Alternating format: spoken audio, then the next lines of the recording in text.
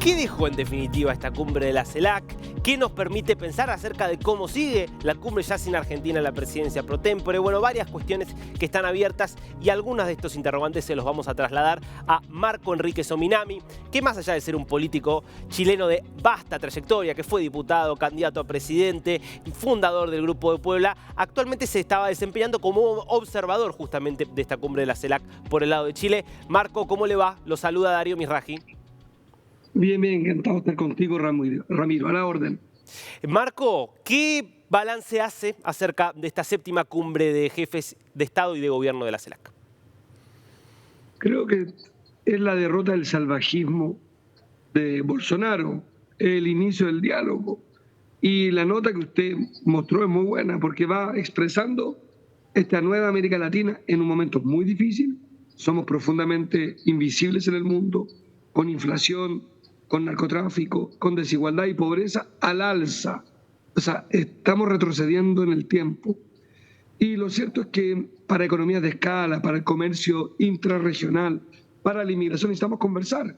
Y ayer, gusto o no, en una misma sala, sin violencia, sin piedras, habló Maduro, hizo una propuesta, habló Lacalle Pou, hizo una propuesta, etcétera, etcétera. Es un gran momento, es el inicio, porque el desastre de Bolsonaro le significó a usted, los argentinos, algo concreto.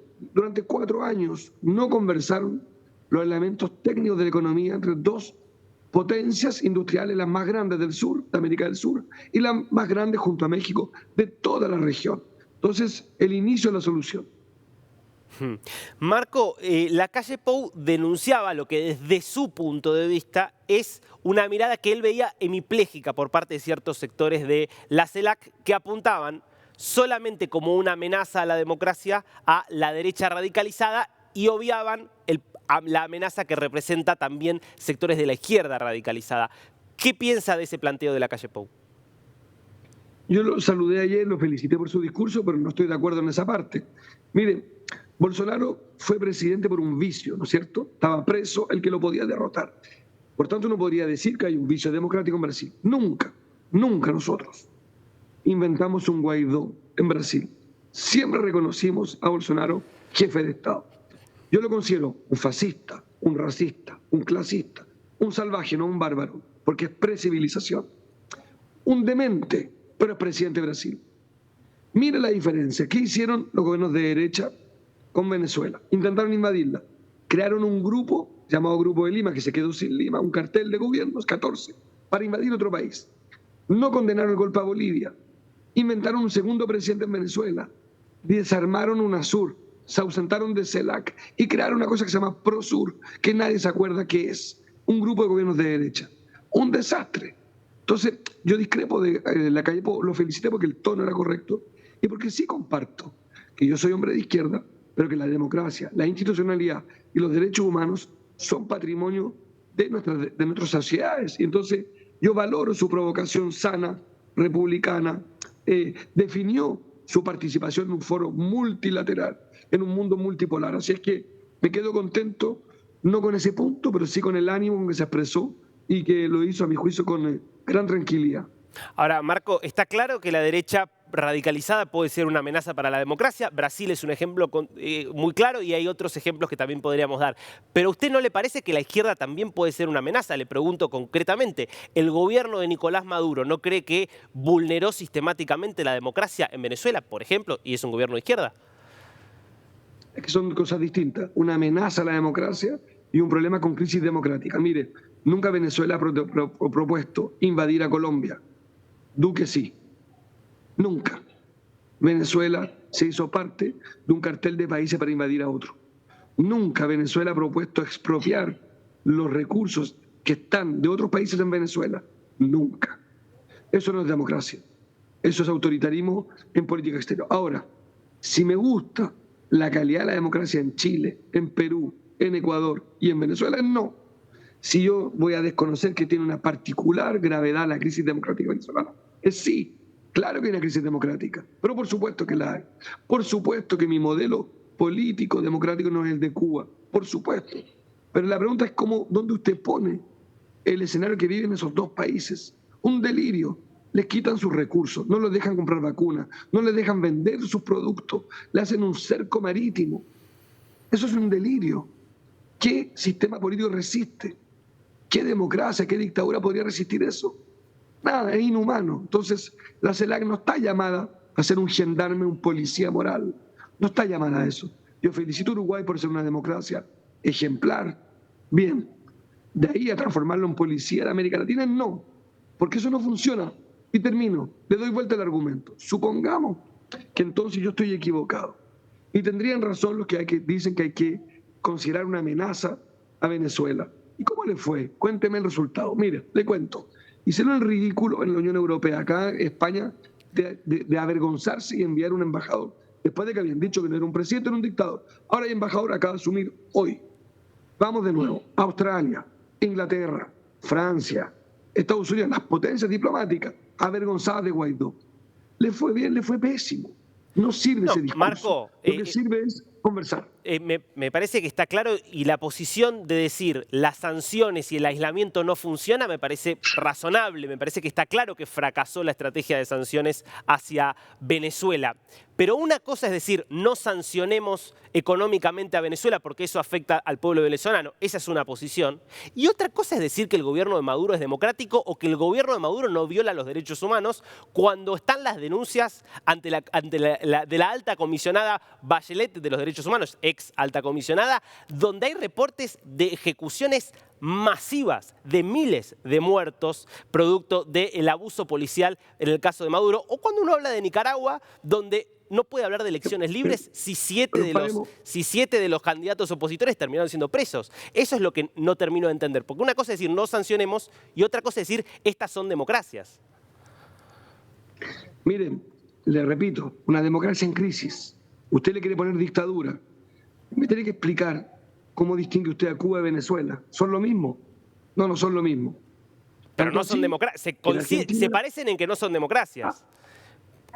Esa es mi diferencia con usted. Venezuela es una democracia en crisis. A tal punto que usted mismo cubrió noticias de un presidente que se llama Guaidó, el que no está preso. Eso es un acto de sedición en cualquier país del mundo. ¿En qué país del mundo hay dos presidentes? ¿En cuál? Es la prueba que es un sistema democrático en crisis. Los medios de comunicación, discúlpenme, destruyen todos los días a Maduro y ninguno se va preso. La democracia está en crisis, por supuesto. Hay violaciones de derechos humanos. Pero los medios de comunicación que están afuera, pero Marco, los medios de comunicación que están afuera, adentro del país tengo colegas que han sido torturados. Tengo colegas que no me puede decir que han sido torturados por criticar al gobierno venezolano. Mire, yo le voy a contar este ejemplo. ¿Usted imagina un país en que usted protesta y se queda ciego de una bala en la cabeza? Eso pasó en Chile, ahora. Y Amnistía Internacional, Human Rights Watch, dijo que Chile violaba los derechos humanos. Usted dice entonces, en Chile estamos violando los derechos humanos. Eso dijeron las agencias, que el Estado de Chile había violado los derechos humanos. Les cito las agencias, Amnistía, Naciones Unidas, Human Rights Watch, todas las agencias. Y el informe de Bachelet sobre Venezuela que usted cita, el mismo, y ella misma, reconoce que se hicieron cargo del problema y lo están corrigiendo. El informe de Bachelet, no el de Bachelet, porque hay dos, ¿no? Está la misión y la comisión del alto comisionado. Pero dicho esto, no crea que yo no estoy queriendo reconocer que hay un problema, porque si no, la entrevista sería con un irracional. Claro que hay un problema en Venezuela, pero por supuesto que hay un problema. Y no quiero ni justificación ni explicaciones, solo digo que la solución, porque las explicaciones se las puedo dar, y varias que no justifican. Vámonos a la solución. Calificar de dictadura la calificación de dictadura. Dígame en qué ayudó a lo que usted quiere lograr. Nada. Y si usted considera a Venezuela una dictadura, ¿qué es Cuba? Cuidado, son regímenes con características distintas. Y me metió a Nicaragua entre medio. Y yo Nicaragua creo que es un caso completamente distinto. Entonces este plumazo legítimo, no lo controvierto con usted, de la entrevista, usted hace las preguntas y usted afirma en la pregunta, va enumerando hechos y países. Bueno, yo podría enumerarle hechos y países y nos pasaríamos sin avanzar. Yo digo, no sirve esa manera. Para mí, esta es mi respuesta. Usted hace las preguntas. Para mí no me sirve la calificación de dictadura venezolana. No me ayuda. Marco, son palabras decir dictadura, si es dictadura más o menos. Digo, lo que a mí me preocupa, y creo que es lo que manifestaba un poco la calle Pou, es que se plantee que si lo hace un gobierno de derecha o lo hace un movimiento de derecha el que vulnera la democracia, está mal, pero si lo hace un gobierno de izquierda, no está mal. Eso es lo que a mí me parece inquietante, porque pareciera que no es la misma vara. Usted me manifiesta que lo que pasa en Brasil es muy preocupante, pero no me dice que es muy preocupante o igual de preocupante lo de Venezuela. O sí, es igual de preocupante lo que pasó con el bolsonarismo que lo que pasa con el madurismo o lo que pasa con el orteguismo, el sandinismo en Nicaragua. Le acabo de decir que Venezuela tiene una crisis aguda de democracia. Le acabo de decir. Solo que no considero un racista, un clasista y un fascista Maduro. Eso sí, eso discúlpame, ese adjetivo me hago cargo. Es cierto, considero un salvaje, un racista, un clasista y un fascista a Bolsonaro. ¿No eso lo considera responsable de asesinatos como sí lo plantea Michelle Bachelet en su informe, entonces? Porque está acusado de ser asesino Maduro, que es más grave incluso que ser racista. No, eso no es preciso, lo que usted está diciendo no es cierto del todo. Bueno, la fuerza de seguridad bajo su tutela. No. Bachelet no lo acusa de eso no es cierto, punto. No, eso no es cierto, para que seamos rigurosos. No, el informe de Bachelet, que son varios, no uno, establece una impunidad y una falta de reacción del Estado frente a gravísimas violaciones de derechos humanos. Sí, y el mismo Bachelet afirma que hubo correcciones. Pero mire, vámonos de nuevo. Yo soy hijo de un asesinado. Maduro se ha burlado de Requesens, que era un opositor que estaba siendo torturado en prisión. Se burló públicamente de cómo lo torturaban, Marco. No entiendo cómo desde una posición de defensa de los derechos humanos se puede no plantear que Maduro es una amenaza a la democracia. ¿Es una pregunta o una afirmación? Es un debate y yo le debato. Es una pregunta, explíquemelo. No, es que no me haga pregunta y debate. Si es debate, le respondo. Piñera hizo lo mismo y lo denuncié a ambos. Si es un debate, ahora, ¿cuál es su pregunta? Si su pregunta es, ¿considero yo una dictadura de Venezuela? No, ya le respondí. Y le replico, no me parece que ese camino sea productivo. Y usted me dice que en la calle poco, como si fuera la Biblia, hace una afirmación. Sí, la afirmación de un presidente que participó también, y lo tengo respeto y le tengo aprecio, y no quiero polemizar con la calle Po, a quien respeto, y hasta le tengo afecto. Pero mire, la calle Po no es la Biblia, es una afirmación que es política de un hombre que admiró, o más bien fue cercano a Piñera, que violó los derechos humanos. Y yo no considero, y no creo que sea productivo que yo diga que en mi país hay una dictadura. No, se violaron los derechos humanos en Chile, no lo digo yo. Le nombro al señor Gatica, Campillay, quedaron ciegos estando en un paradero, usted le dice microbús, esperando el bus, quedó ciega, es senadora de la República ahora. Porque un policía le disparó acá, y usted irá a un accidente, va y Gatica, y le nombro 300 más que quedaron con daños oculares. Eso fue ahora. Pero eso no transforma a mi patria. ¿Y están todos impunes o hay procesos judiciales abiertos contra ellos? Hay mucho impunes, parte del problema, pues. ¿Pero no hay procesos judiciales abiertos? Hay procesos judiciales abiertos como lo hay también. Porque en Cuba, Venezuela y Nicaragua no hay ningún proceso judicial abierto contra los que están acusados de violaciones a los derechos humanos.